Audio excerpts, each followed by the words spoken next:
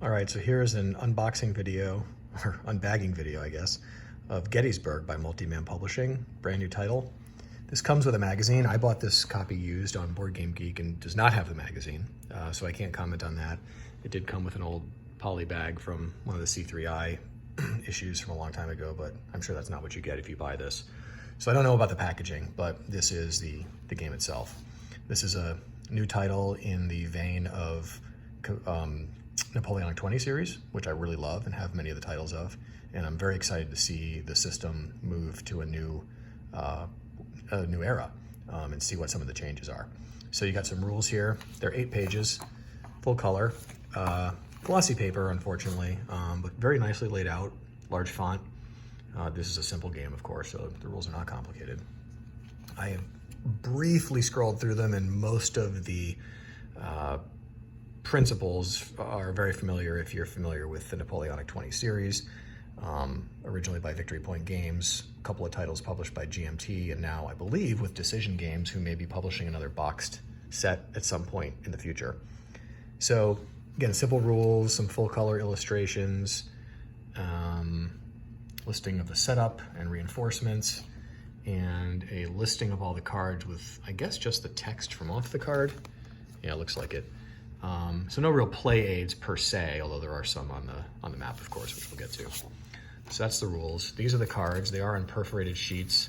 You know, not great by today's standards, but this is an inexpensive game, and I think will be adequate for what they need to be used for.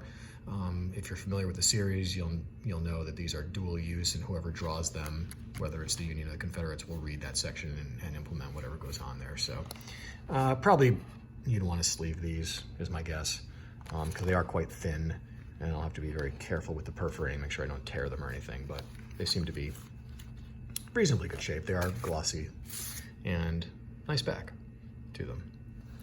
So that's the cards. Counters are quite large, 1 inch for the units, and I guess that's probably 5/8 for the markers.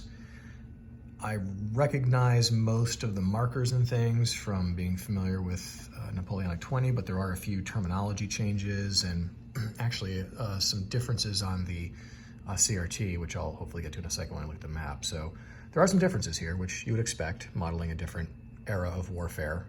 Got your main leaders up here, and morale markers, and then a bunch of markers for weary or routed units, which also say weary and route on the back. And here is the map. This is the biggest surprise to me, I guess, and I guess I shouldn't be surprised given the 1 inch counters, but the map is full size, 22 by 34, whatever the war game size is. Standard war game, so it loses its small footprint, that's for sure. Very nice looking map though.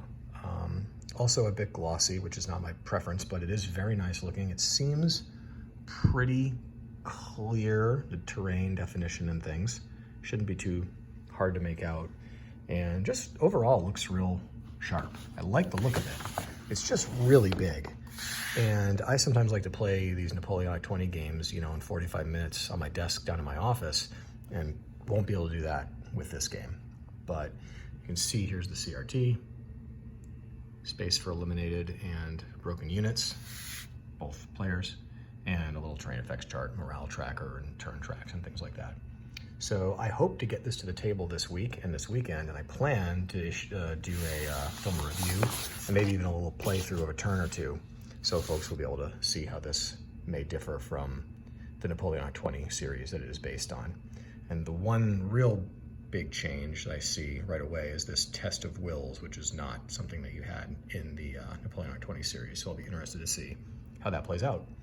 Anyway, I hope you enjoyed this video and this unboxing, and more to come with a review of the game later.